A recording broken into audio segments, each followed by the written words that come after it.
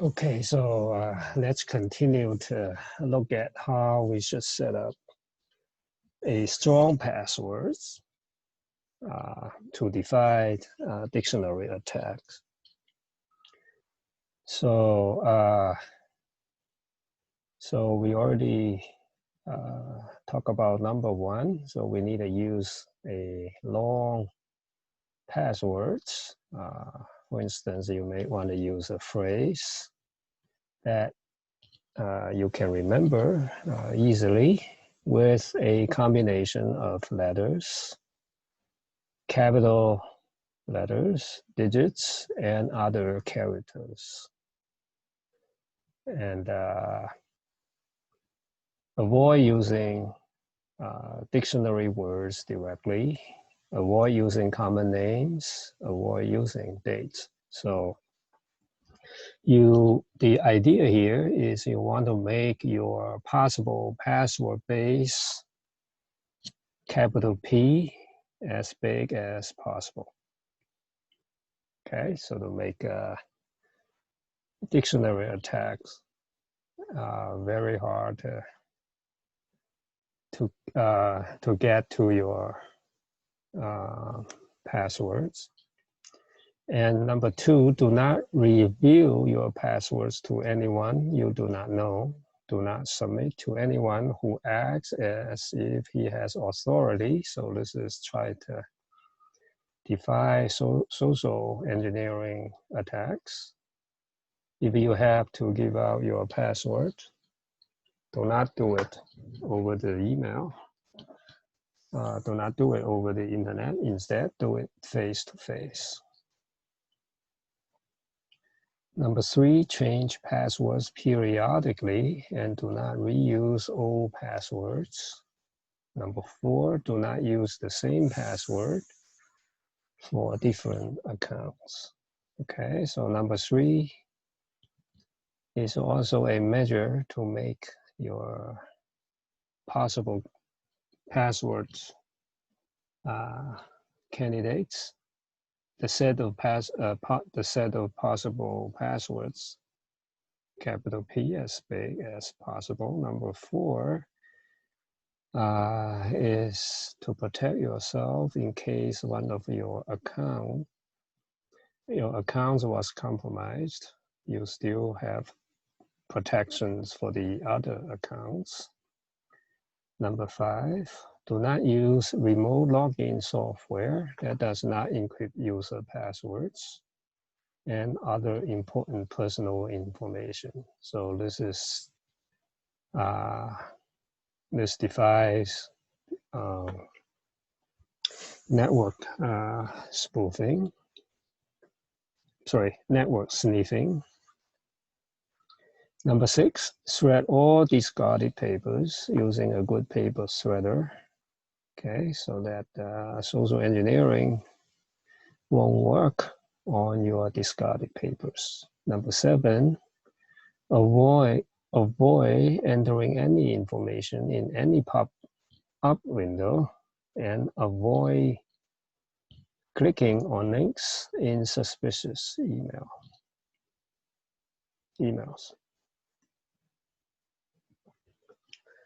In addition to passwords, there are other user authentication methods that we mentioned earlier.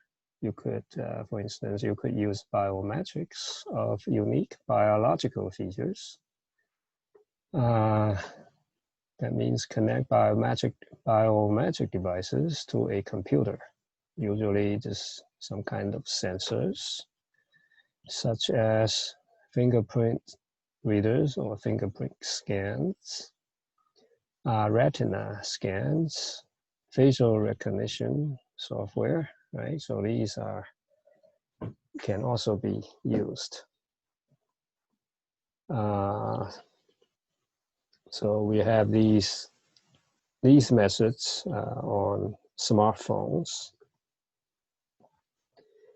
or use electronic passes Once you authenticate yourself, then you will be issued an electronic pass. Then you can use that pass to authenticate yourself for other services without retyping your passwords. We will talk about this when we talk about Kerberos authentication protocol in chapter 5. And also when you use web browsers, you have a cookie when you visit a web browser. So that cookie also has your personal information, so that when you visit one page that you need to authenticate, so you first visit a page, you authenticate yourself, and then for subsequent pages, from that authenticated page, then you don't need to retype your password. So because your information is stored in your cookie, and that cookie will go with your request, URL request. But the password authentication method is still by far the easiest method.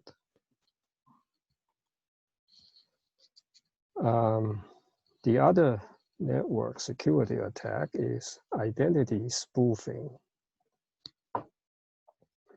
Identity spoofing attacks allow attackers to impersonate a victim without using the victim's passwords.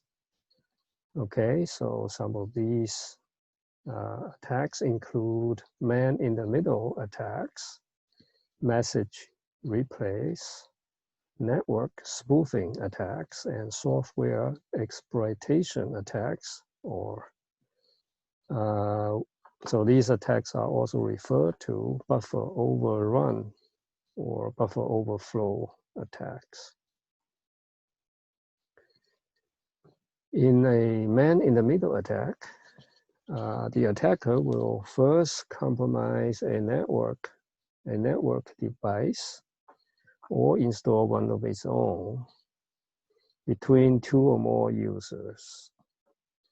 Then he would use this device to intercept, modify, or fabricate data transmitting between these two users. So in this figure, A and B are legitimate users.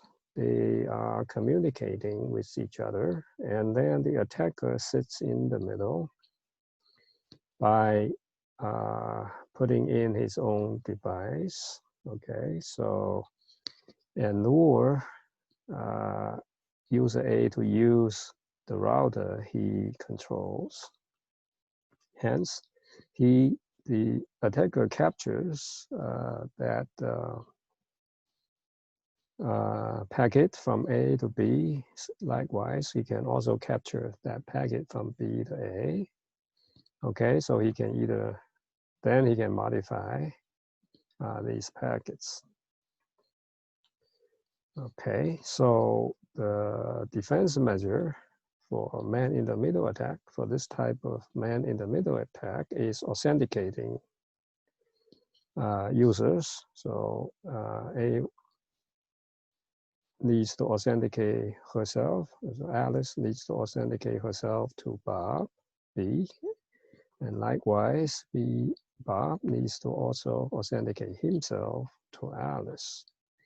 And to avoid modification, so that authentication can also be used to avoid being seen, so to avoid the content of the packets being seen from the attacker, encryption can be used. Next is message replays attack.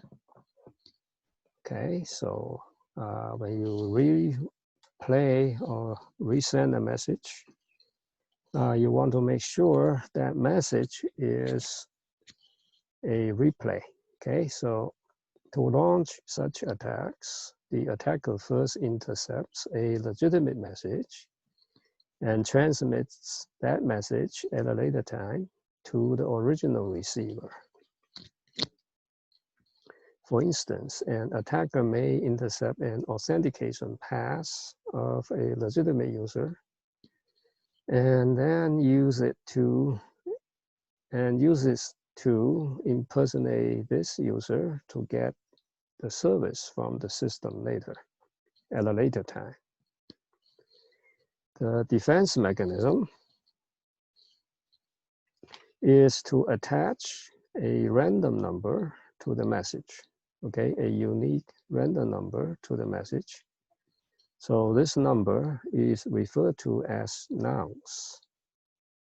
So that, so for instance, when Alice sends a message with a nonce to Bob, then Bob will record that nonce in its system.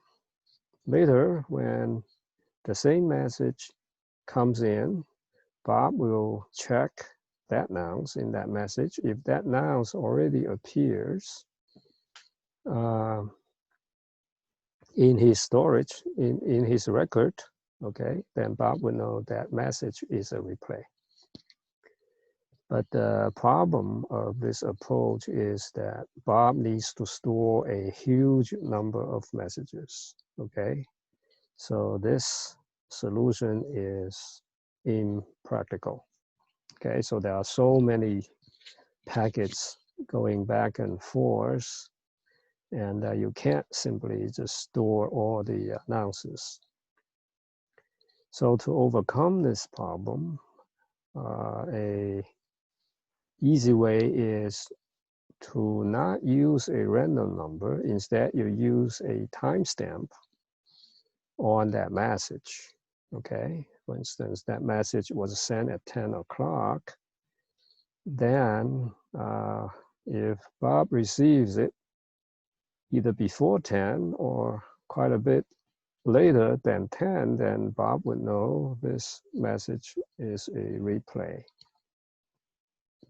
Unfortunately, this method has a drawback because in a computer system, the current technology cannot guarantee 100% synchronization. So in other words, each built-in clocks of each machine are off, okay, slightly off. So they are off by a little bit. So in other words, the best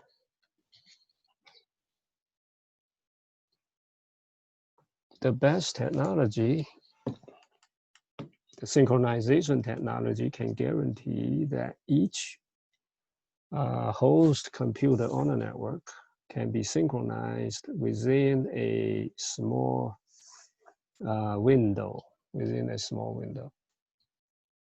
Okay, so this delta t, within this delta t. So let me highlight this.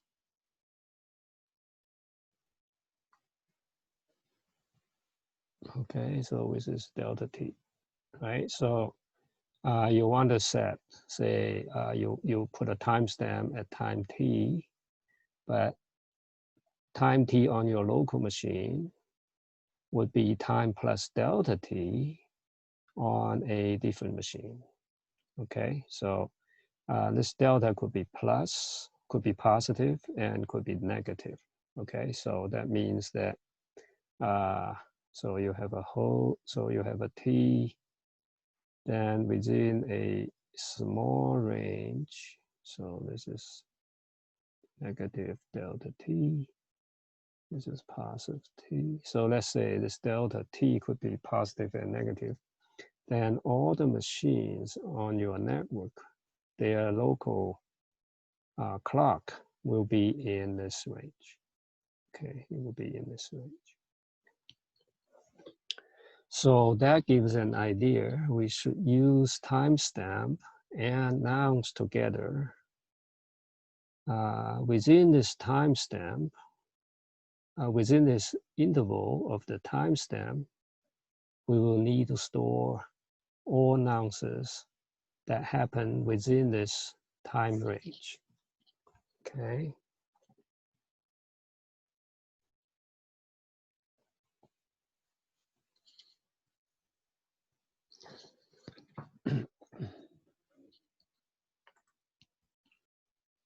Now let me remove this and go to the next slide. I have this one here.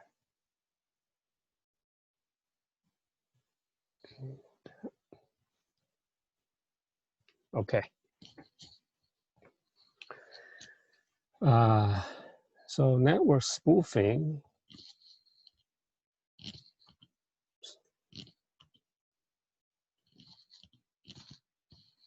So once again, let me open up a whiteboard. So so for each message, let's say this is my message, M.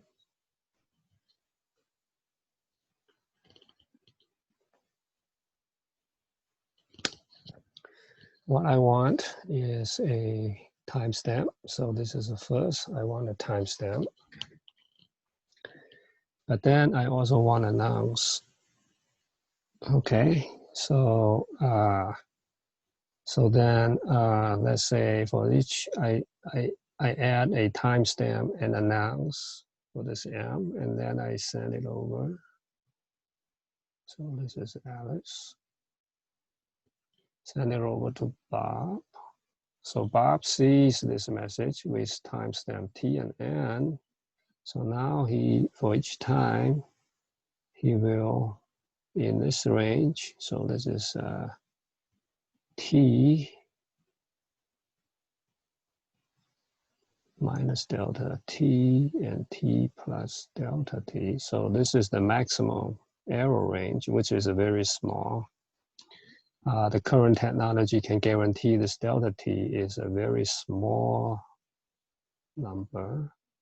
So within this range, Bob will keep all the nonces it receives. So in other words, for any message, look at it's a timestamp. So that timestamp falls into this category, then it will store all the nonces that he saw. So when time goes by, some of them, so for instance, if it's a T1 is in this range, okay, so in a smaller range, so when the range goes bigger, when the time moves on, then some of these can be removed. So it can be removed from this table. So they are old with a old time can be removed. So so this way, Bob doesn't have to store a huge number of nonces. Only in a small time window, he stores all the nonces. So this way, message replays will be detected. Okay, so this is the common technique. So you would need a timestamp. You would need announce for each message to detect message replay attacks. Okay, so